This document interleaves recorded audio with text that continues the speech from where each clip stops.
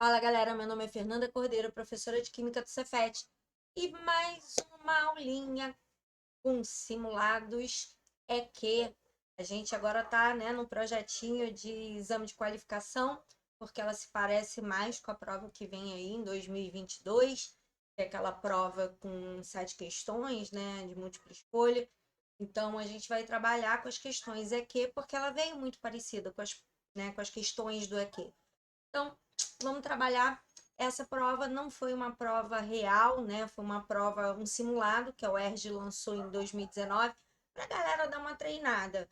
Mas ela se parece muito, então vamos trabalhar com ela. Se você gostar, deixa um like. Se puder, se inscreve no canal, ativa o sininho, vai ser muito legal ter você. Teve dúvida? Chama lá nos comentários que eu prometo que eu respondo, tá bom? Vamos lá! Bora, bora, bora, que tem muita coisa legal para a gente trabalhar. Primeira questão, ele fala de condutividade elétrica. Ele fala que a condutividade está associada à presença de íons dissolvidos em fase aquosa.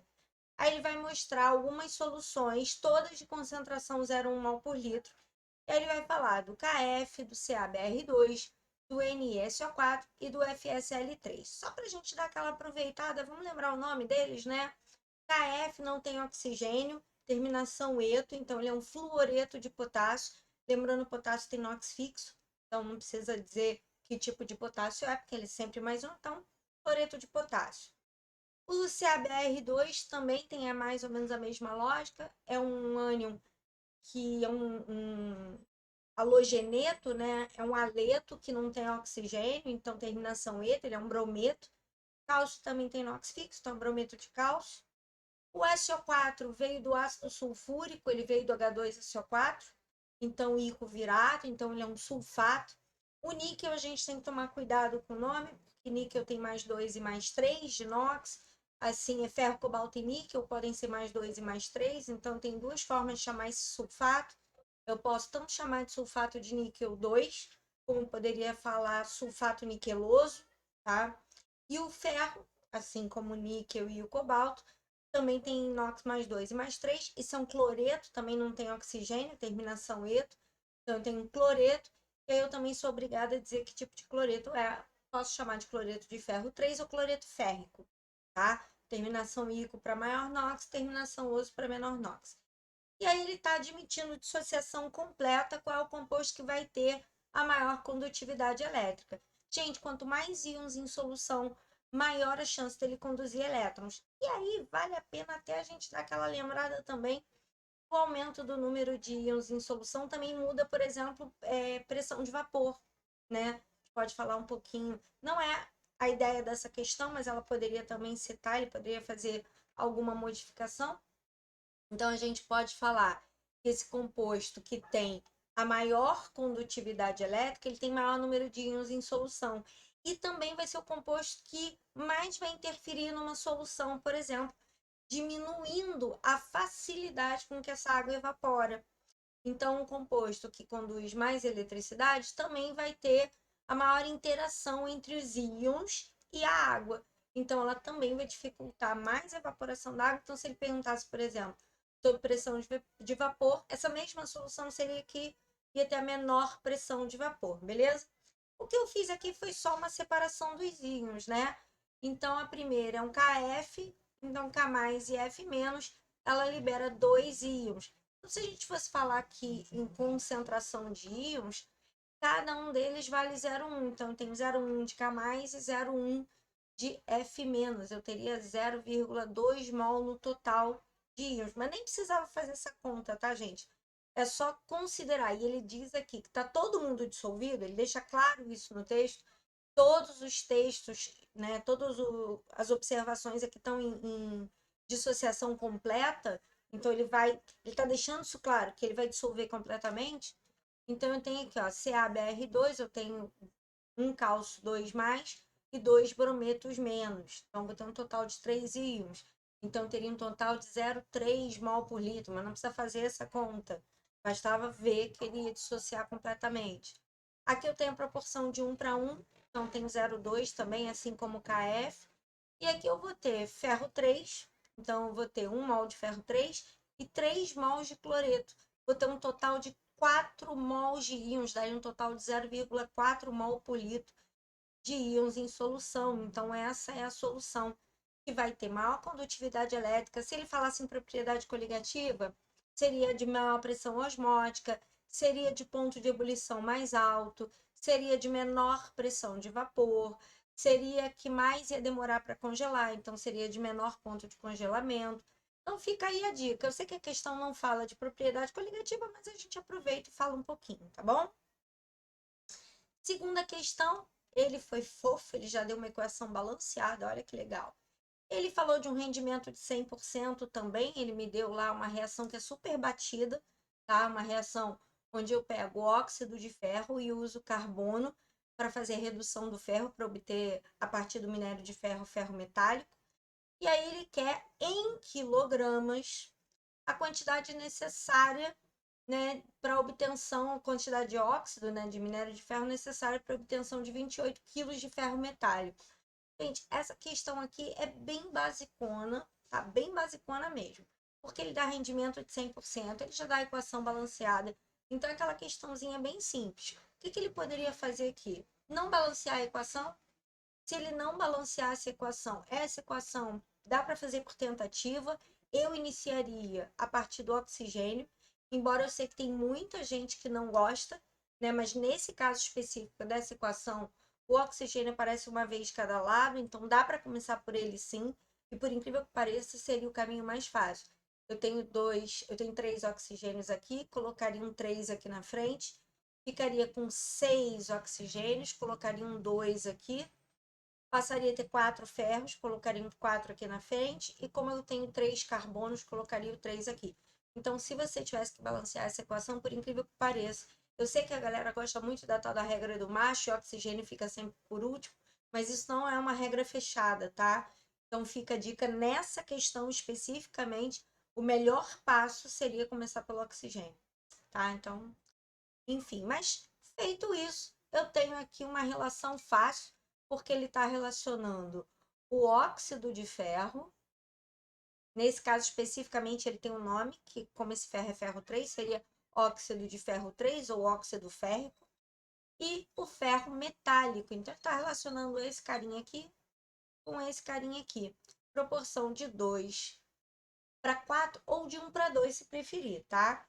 Então, a relação aqui, como é tudo em massa, eu achei a massa molar, beleza? Aqui, inclusive, tá digitado errado, mas não tem problema não, galera. É Ctrl+C, Ctrl+V, preguiça. Então, 2 vezes 160 gramas, massa molar. A massa molar desse composto, só para a gente lembrar, são 2 ferros.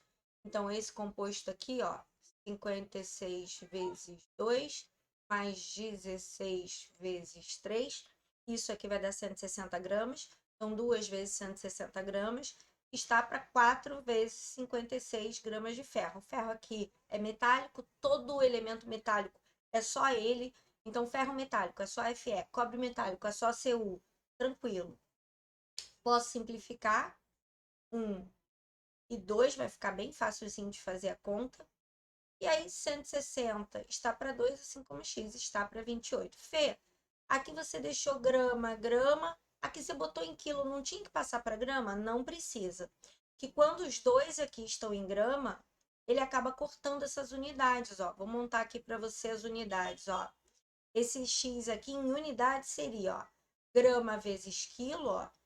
Grama vezes quilo, dividido por grama. Aí dividiria por grama aqui, ó. Eu vou cortar grama, grama é o resultado 100 quilos. Então, se essas duas unidades aqui estão iguais, ó, grama, grama, você pode colocar quilograma aqui embaixo, que a resposta já sai em quilograma, que é o que ele quer. Você vê que ele pede em quilograma, aí fica bem fácil, tá? Outra dica que eu dou também, coisas de UERJ, tá? Eu sempre dou a dica para você tentar simplificar antes de sair fazendo conta, tá? Então, ó, 160 vezes 28 sobre 2, sim, 28. Simplifica primeiro, pega um desses dois aqui, ó, 1,80, tá? Isso aqui vai te ajudar a você a conseguir fazer esses cálculos com mais facilidade, tá? Aqui tem um 56 também. Aí, Você pode simplificar 28 com 56. Aqui dá uma aqui dá 2. Enfim, dá para você simplificar. Ó, 80 com 2 dá 1, dá 40. Então, as contas elas acabam ficando muito fáceis se você usar de simplificação. Então, procura simplificar antes de sair fazendo conta. Que tem aluno que pega 2, multiplica por 160, multiplica por 28, pega 4, multiplica por 56, aí tenta dividir isso. Isso não vai dar certo. Então, assim, dica. Vai simplificando. Vai simplificando porque vai dar muito mais tranquilidade, tá? Então, fica aí a resposta 40, tudo simplificadinho, sem sofrer em conta, tá bom? Essa questão aqui, ela vai falar de isômeros planos, tá? Hoje, os isômeros planos são chamados também de constitucionais, então fica atento ao nome, pode ser que ele use esse nome novo. E aí ele tem uma fórmula molecular de C4H9F. Aí ele disse que essas quantidades são iguais. Todos os isômeros possíveis estão em quantidades iguais. Aí ele quer saber qual é o percentual em massa de cada isômero. O problema é a gente saber quantos são os isômeros. E aí tem muito aluno que às vezes tem dificuldades assim, Fê, eu não sei identificar quando é que acabam os isômeros. A minha dica, eu vou mostrar aqui bonitinho para vocês, mas assim, como que eu faço? Primeiro eu coloco uma estrutura com número máximo de carbonos e vou colocar um flúor. E começo a colocar o flúor na ponta e passeio com esse flúor. Ó, faço uma cadeia aberta, sem ramificação, e aí passeio com esse flúor. Dá para botar esse flúor para cá? Não dá. Sabe por quê? Se eu colocar esse flúor aqui, ó, e quando eu numero, e aí tem que saber regra de nomenclatura, eu percebo que aqui ele está no carbono 1, que aqui ele está no carbono 2, mas quando eu boto ele para cá, eu vou ter que inverter a contagem. Então, ó, 1, 2, aqui ele volta a estar no carbono 2. Ou seja, essas moléculas aqui são iguais. Quando eu coloco na outra ponta, eu também vou ter que inverter a numeração e contar por aqui, ó. E aí ele volta a estar no carbono 1. Então, essa molécula é igual a essa. E aí eu acabo ficando com 2 compostos ao invés de 4. Depois, qual é a ideia? Ramificar a cadeia. Ao invés de 3 carbonos, a gente tira um desses carbonos e coloca esse carbono como ramificação. E aí passeia também com flúor. Então, quais são as possibilidades? Cadeias lineares, posição 1, posição 2. Cadeias ramificadas, ou eu coloco o flúor no mesmo carbono que o metil, ou eu coloco o flúor em qualquer uma das 3 pontas, que vai dar no mesmo. Então, eu só fico com 4 cadeias possíveis. Gente, se 4 cadeias é o total, não tem mais outro tipo de isômero, não tem mais o que fazer, tá? Porque se eu colocar o flúor aqui ou aqui, vai ser igual a essa cadeia aqui, né? Brincar com esse flúor em outras posições, ó. Botar esse flúor aqui, ou colocar esse flúor aqui, né? Se a gente pensar que ele tem uma ramificação, colocar esse flúor aqui, ó. Dá no mesmo, tá? Eu vou ter a mesma cadeia. Então, eu tenho ao total 100%, sendo 4 cadeias. Então, porque cada cadeia dessa vale 25% do total de massa. E aí, 25% para cada uma, um total de 100%, tá? Então, o difícil aqui era você saber qual era o número total de cadeias e que você tem que ter atenção total à nomenclatura. Se você tiver dúvida se o que você fez é outro isômero ou é o mesmo isômero, procura ver se a nomenclatura está diferente. Se você seguir as regras direitinho de nomenclatura, você acaba acertando, que aí você vai ver que aquele nome é igual a outra cadeia que você já tinha dado, e aí você elimina aquela cadeia, porque não são duas, é a mesma cadeia virada ao contrário, né? Daí a dica. Essa daqui é bem facilzinha, né? Porque é uma questão que fala de solubilidade. Ele fala de 4 estruturas de álcool e elas vão se solubilizar em água em função da presença do grupo hidroxila. A hidroxila faz ligação de hidrogênio com a água. Então, a tendência é que ela ajude a solubilizar. E aí ele quer saber qual desses compostos tem maior solubilidade em água. Gente, a ideia é, todo mundo tem hidroxila, então todo mundo aqui tem a mesma capacidade de fazer ligação de hidrogênio com a água. Não é isso aqui que vai indicar o mais solúvel. A não ser que eu tivesse um álcool com hidroxila e um diálcool com duas, ou um triálcool com 3 hidroxilas, isso aumentaria a solubilidade em água. Porém, o número de hidroxilas é exatamente o mesmo. Sabe o que vai determinar se ele é mais ou menos solúvel em água? A parte hidrocarbônica, que é isso aqui, ó. Essa parte hidrocarbônica é que vai identificar para mim se ele é mais ou menos solúvel em água. Por quê?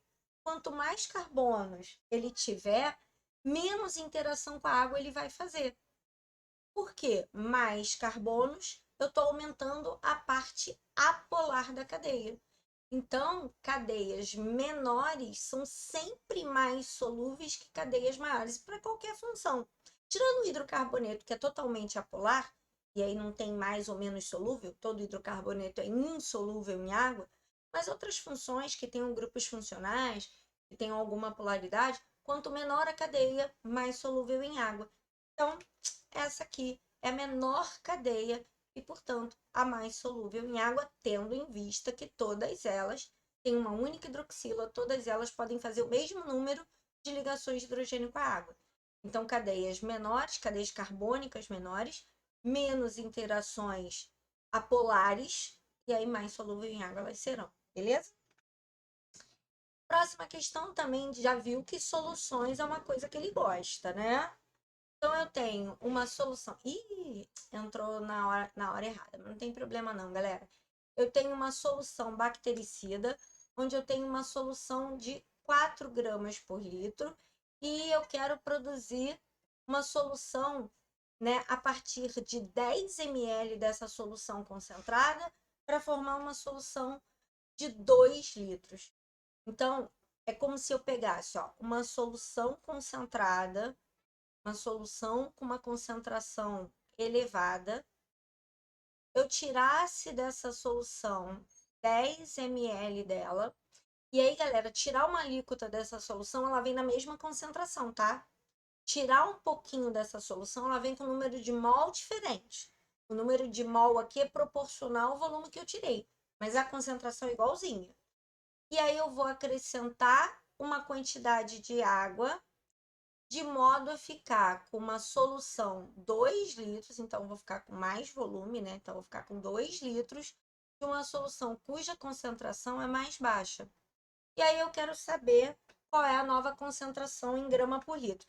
Cara, ele foi super fofo, porque ele deu a concentração em grama por litro e tá pedindo em grama por litro. Você não vai ter trabalho nenhum, gente. E aí a dica que eu vou dar é, toda vez que você tiver que fazer uma diluição, usa CVCV. Lembrando que sempre o primeiro lado é o início e o segundo lado é sempre o final. Pê, não dá para fazer por regra de 3? Dá. O problema é que diluição é regra de 3 inversa. Quanto mais água você põe, menos concentrada ela fica. E vocês erram, tá? Então, a dica é, diluição não tem, porque a fórmula é muito fácil de gravar. Nem precisa colocar C inicial, V inicial, C final, V final, ou C1, V1, C2, V2. Cara, grava CV, CV. Só lembra que o primeiro lado é o início, o segundo lado é o final. E lembra também, assim, na hora de você identificar, seria bom que você fizesse esse desenho aqui para ficar mais fácil de você identificar quem é quem.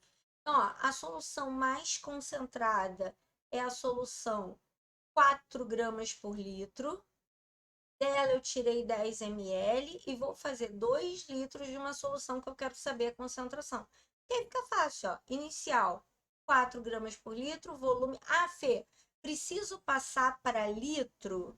Não obrigatoriamente. Agora, o que ele fez aqui? Ele usou volumes diferentes em unidades diferentes. Ou passa tudo para litro ou passa tudo para mililitro, tá? Eu preferi passar para litro porque era mais de litro para mililitro, que era mais fácil, era só multiplicar por 1000.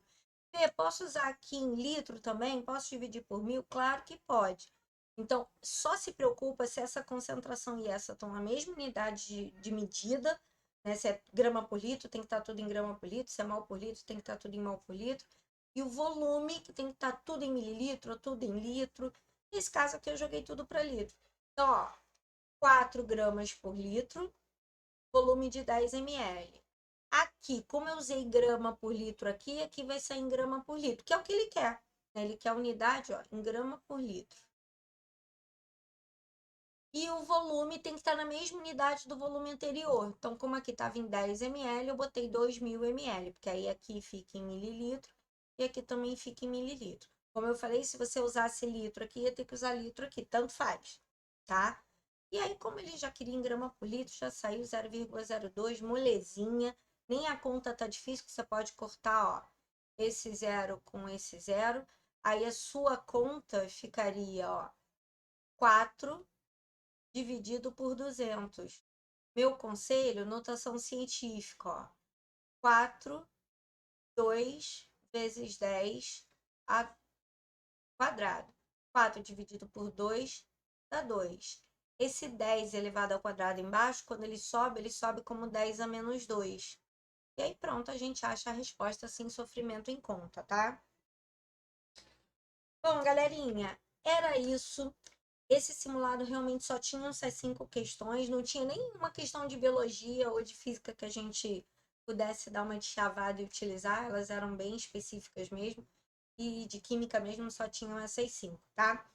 E a gente vai, né, nos próximos falar do primeiro e do segundo exame de qualificação de 2019, e eu espero que vocês entrem em contato, digam se estão gostando ou não, digam se essas aulas estão te ajudando ou não estão te ajudando, tá? Eu espero poder realmente colaborar com vocês. E nos vemos no primeiro exame de qualificação, tá bom? 2019. Beijo. Fui!